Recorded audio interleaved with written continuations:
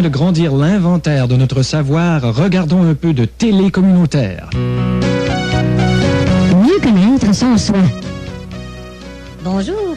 La psychologie chez l'enfant. Un casse-tête? Pas tant que ça, nous dit le docteur Chevrette. Bonjour, docteur. Bonjour. Vous me disiez tantôt que la psychologie est le contraire du hockey. Qu'est-ce que ça veut dire, ça? C'est très simple. La psychologie reste toujours pareille. C'est l'époque qui change. Et le hockey, les joueurs changent, mais l'époque reste pareille. Vous, là, vous croyez-tu encore, vous, à Freud?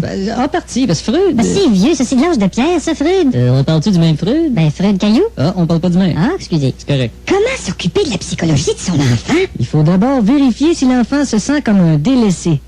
Pas en lui demandant, bien sûr, parce qu'il l'admettra pas. Il va dire « Je ne suis pas un délaissé ». Un peu comme le Chinois qui répond à une offre d'abonnement par téléphone. C'est ça. Il répond toujours « Non, merci, je ne suis pas un délaissé ». Et c'est simple, il y a deux choix. Soit que l'enfant soit épanoui, soit que c'est inouï comme il était pas. Mais qu'est-ce qui est déterminant là, dans la vie d'un enfant? C'est souvent le premier contact avec la mort qui est très déterminant, comme la mort de son petit chat. Ah oui, ça, c'est très déterminant. Ah oui, il faut faire une petite funéraille, il faut creuser un petit trou pour le petit chat. Ah oui, et ça, puis, c'est très déterminant, ça. parfois même, l'enfant va demander qu'on aille ressortir le petit chat. Ah oui, ça, c'est très déterminant. On fait une pause.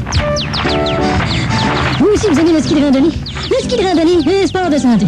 Joignez-vous donc à l'émission Ski de fond bain des skis et nous parlerons de quelle cire appliquer sur un ski, comment entretenir un ski, puis à part de ça, comment jactailler un ski. Toutes ces questions nous donneront en fin de bande. Joignez-vous à nous à la diffusion de ça. De retour avec le docteur Chevrette, psychologue pour enfants.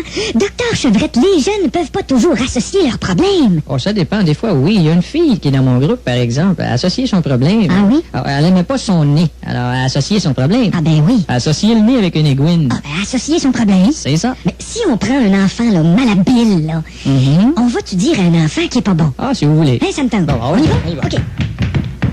T'es pas bon? Ça faisait un bout de temps que ça me tentait de faire ça. Ça fait du bien. C'est le temps d'une autre pause. Cette semaine à débat de jeudi, y a-t-il trop ou pas assez de subventions? Autour d'une table ronde, nous nous pencherons sur la question et en se relevant, nous nous pèterons la tête sur la table ronde. Bon, de retour, docteur Chevrette, en terminant, la demeure d'un enfant compte-t-elle beaucoup pour son développement? Oui, mais ça dépend du développement. Comme Oui, dans le développement de Longueuil, ça compte beaucoup. D'accord, et quand on n'a pas beaucoup de temps, qu'est-ce qui est le plus important pour un enfant? Ce qui est le plus important pour un enfant, c'est que dure l'unité du couple. C'est vrai qu'un couple, ça dure rarement plus qu'une unité. Ah oui, déjà à l'automne, c'est fini.